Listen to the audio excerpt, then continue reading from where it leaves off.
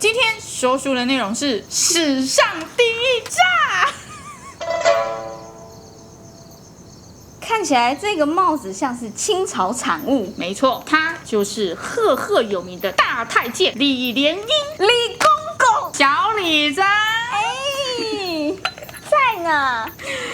来上菜啦！好，来一盘炸豆腐。吃炸了不好，长痘痘。没关系。这个炸呢，不是油炸啊，是绞炸、煎炸。哦，原来是那个炸。李公公，这个大太监呢，他原名叫做李英泰。李英泰哦。对，后面呢，为什么叫李莲英？原来就是因为慈禧看他应该是蛮聪明的人，所以呢，他就赏他一个莲字。这个莲呢，其实是没有草字头的莲哦，是连在一起的连哦。后来为什么会有草字头，也是因为后人的这个编写情况下才拥有草字头的，所以才称为李莲英，还蛮像艺名的。他为什么会成为大太监？首先，他有一个非常厉害的师傅，他叫做安德海。安德海的小名就叫什么？小安子。是了啊，这两个人呢都是非常厉害的太监总管，隶属于谁？哇，这是史上恶名昭彰的女人呐、她就是慈禧。慈禧太后呢，她每一次吃饭的时候，一天差不多都要2顿到3顿，每一顿菜都要100道。我听起来炖就是炖味的那个炖，是那么多，因为是2、3顿，好重哦，而且几栋半，还会下个卡卡，差不多哎，很恐怖哎，这样太浪费食材了吗？哦，满汉超级大全席，100道怎么吃？他们呢有一道非常好的方法，就是可以防毒。怎么防？小李子吃炸，没死哦，啊，2口可以吃啦，夹过来。好，我现在吃完这一道菜呢，我觉得那一道豆腐好像也不错。小李子，哎呀，没死，好吧，吃。要是你死了呢？拜啦！这就是防毒最大的由来。虽然现在有文明有很多毒，其实是慢性毒，搞不好你现在吃了2、3天后才死。或是一直累积才有办法。对，那当时的太医应该都没有这么高明，都是及时毒啦。哈，有一天呢，晚上。小李子呢，就是第一次到慈禧太后的身旁服侍她，他就跪在老佛爷面前。慈禧就问他：“听说昨天是你的寿宴，你有没有吃一点寿诞生辰相关的食物啊？”这小李子就说：“感谢老佛爷的惦记啊，还这么关心我的寿辰啊。奴才昨天呢，只吃了一点寿面，然后大家开心开心，意思就是有很多人去祝寿啊，倒还真有点小安子的样子。”听到了这句，小李子突然跪下，开始求老佛爷宽恕啊，很害怕自己丢了性命。慈禧就说：“以后做事要更谨慎。”请问为什么会说这样的话呢？原来就是有一次，慈禧是为了想要让安德海、小安子去督促这个同治皇帝的大婚。为什么要去督促呢？大婚典礼最多的就是金银珠宝，他就是希望这个小安子呢，可以去替他督促的情况下，多捞一点回来给我。所以呢，他不能张扬。尤其呢，在清朝有一个制度，就是所有的太监不许在任何情况下获得命令出宫。太监这个机制呢，其实历史已经经营了很久了。他们甚至还有一个规定，叫做太监宦官不得干政。哦，对，甚至在一个宫殿的门口立下了一个铁碑，就是要告诉大家、警戒大家这件事情。等于是制度非常非常的严谨。当时的安德海呢，已经做到太监最高的等级是4品，所以太监最多就是4品，不能再有了。而且呢，在里面服侍了差不多30多年的资历，才有办法获得这么高的荣誉。小安子就好开心说：“老佛爷，老佛爷，我自告奋勇，我去替你主持同治皇帝的大婚典礼，你让我去。”你办事牢靠嘛，这意思就是要叫小安子多捞点回来啊！这些老佛爷需要更多的金银财宝来盖我的宫殿，奢华一下啊。那安德还有听懂，慈禧有特别说一点，你记得谨慎行事，低调行事，不要张扬，别让人知，成为秘密。哇，那就知道多么需要遮起来了吧？安德海没问题，没问题。哎呀，感谢老佛爷。为什么？你替老佛爷 A 的时候，同时可以为了自己 A 一点啊！这个时候安德海呢非常开心的就下了江南，就开始去操办。没有想到在出发的前一天，安德海居然在自己的大宅举办欢庆大典，我已经成为钦差啊！那这个被老夫人知道，不就直接然后开心的要命，还所有的人通通都上门巴结，全部人都开始说：小安子，你红啦！小安子，你升官啦！哇，钦差呀，权力有够大呀！还要多多关照我们之类的，就开始送礼巴结，阿谀奉承，一箱一箱的礼，一箱一箱的金银珠宝，一箱一箱的全部通都往小安子的宅里送。小安子就在隔天奉了钦差大臣的样子就出发啦。没有想到在府内已经招摇过就算了，沿途还招摇。我钦差，我是钦差，哎，我来了，我是钦差，我跟你们讲，我是钦差。오빤 강남스타일 강남스타일 오빤 강남스타일 你快点回火星吧，地球是很危险的。这一看就知道是从来没有当过大官的那个样子。完蛋了，一路招摇到的时候，而且在中途呢，居然还开始打起所有每一个县的主意，就是我到哪我就捞一点，到哪我威胁一点，到哪我恐吓一点，就沿路搜刮。到了目的地山东，当时的这个官就是山东巡抚丁宝桢，他私底下呢非常讨厌安德海，收到小安子的手诏，你操办大婚的时候，你要记得如何又如何，开始恐吓他。丁宝桢将计就计，故意再写了一封信，写回去哪里？写回去皇宫里吗？对，然后就告诉他们说，有一个人假扮钦差，他来告诉我说他要多少钱，又要多少钱，事情不要康了。因为当时是要偷偷的出发，是没有钦差大印手杖，都没有任何证据，所以丁宝桢就算知道他是真的，我也故意写说有一个人假扮你的钦差来跟我捞钱，这件事情传到皇宫里了，跟皇宫请示说他就是假的，而且呢，所有太监无诏，甚至没有任何特殊的命令是不能出宫的，这个人一定是假冒的。所以就因为这样，小安子就被借刀杀人给斩，而且其实慈禧太后也想斩他。这个好像计中计。是，当慈禧太后听到小李子居然还为自己主受命，还有这么多人去朝贺他，应该手上有怎么没有给我呢？所以呢，请谨慎行事，他就饶了小李子一命。小李子自从这一次之后呢，他开始懂得如何做事情。小李子其实是我们的典范，现代人来说呢，他就是管理商学院的最佳成功模板。他开始了有8句的名言：对上以敬，对下以宽，对上尊敬到一个极点。他不管在哪里获得的任何的馈赠、巴结等等等的东西，他完全一毛不留的奉送给慈禧。慈禧开不开心？开心啊，真好，好忠心啊！你懂我。对下以宽，就比如说今天有一个小宫女在慈禧面前让她不爽，慈禧有点落下一个名言，就是你今天让我心情不好，我会让你这辈子心情都不好。真的很可怕。当小宫女不小心疏忽啊、犯错啊，这慈禧要的时候，小李子就会赶快跳出来替她缓解所有事情。但是小宫女会不会？小李子做的恩人，小李子会呢，会。对，有一次呢，八国联军攻入了，完蛋了，这下子是不是要绕跑了？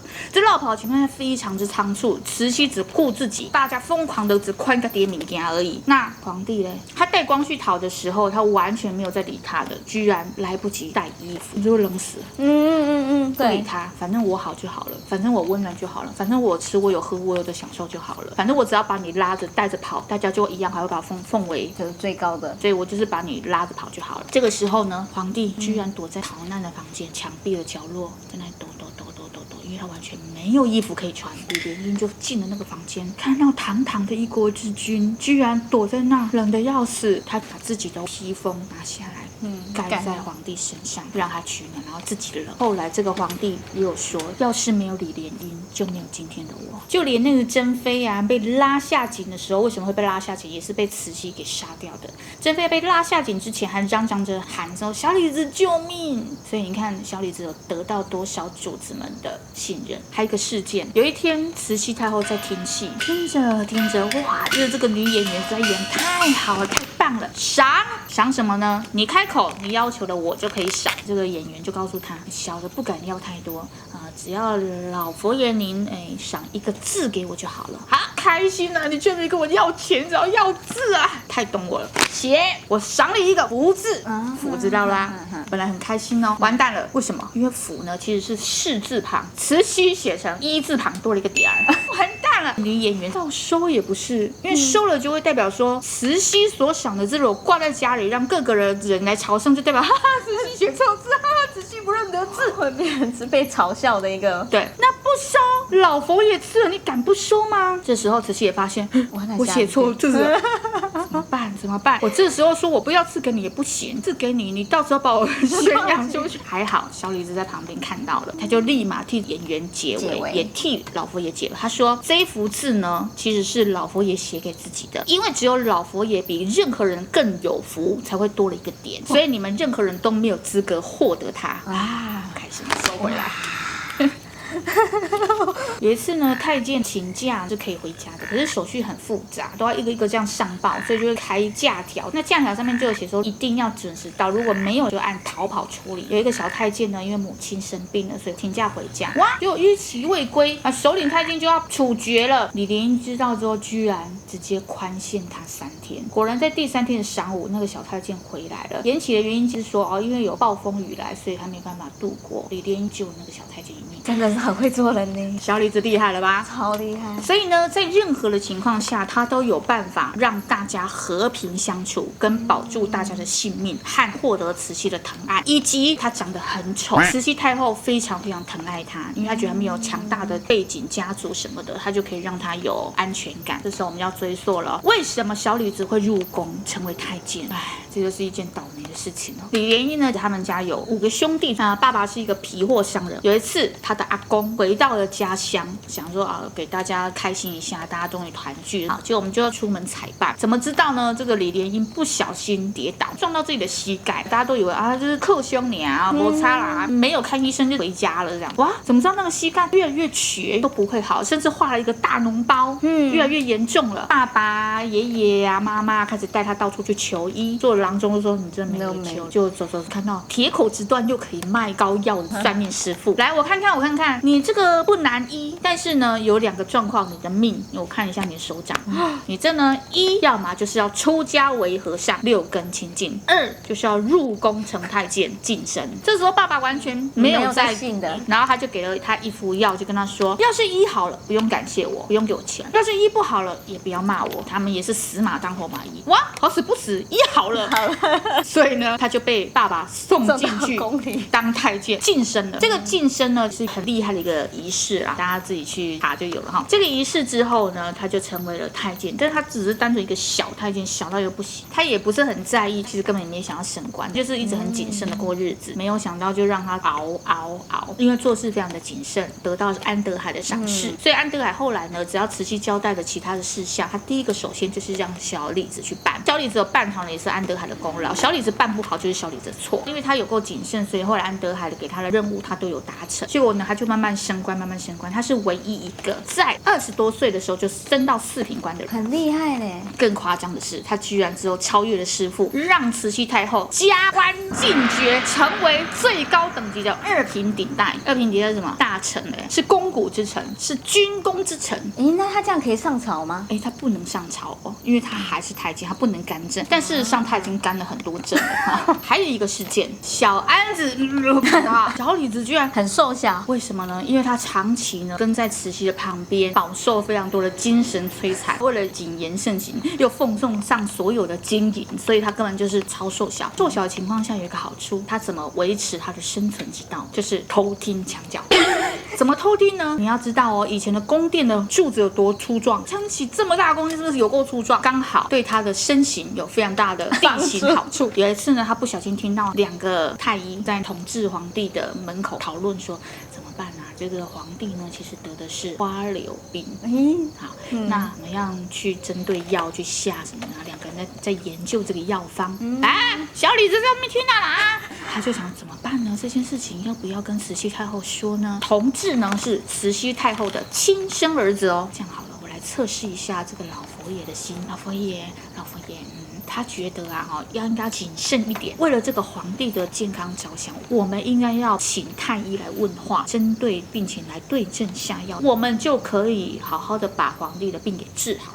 慈禧听了也很有道理，好来找了2位太医来了啊，太医就跪下了，老佛爷安。慈禧他就问了，你们诊断出来同治皇帝到底是啥病了没啊？2位太医就面面相觑，怎么办？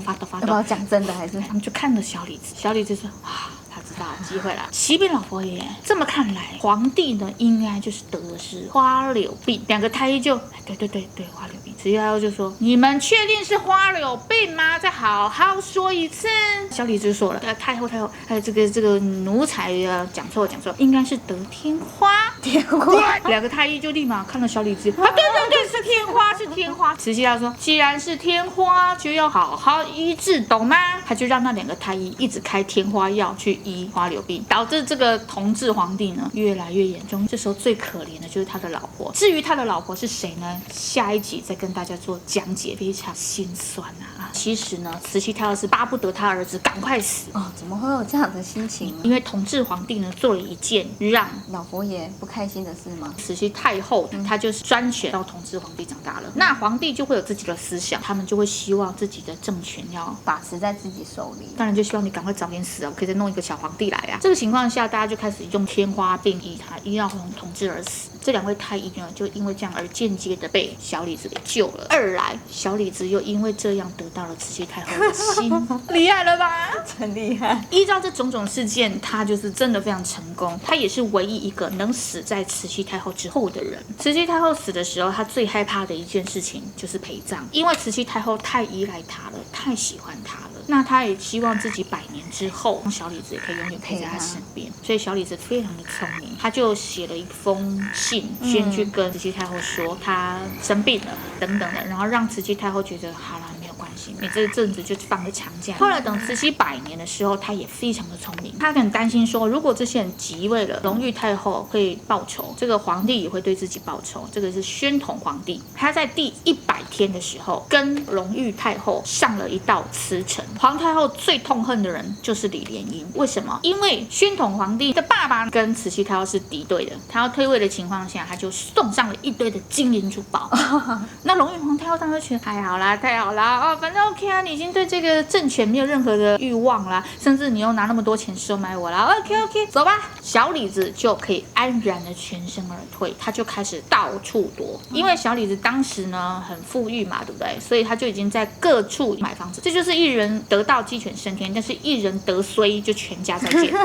他们全家也跟着他到处住小李子的住宅，换着住，让大家都搞不清楚到底他人在哪里。这个后来呢，考古学家有去探这个李莲英的墓他们就打开了那个棺木的时候就摸到李莲英的脚，摸到就算，他本来很害怕，他们只是想要他的金银珠宝，想说他的陪葬品很多。脚掉了，吓死了！怎么摸有脚掉了？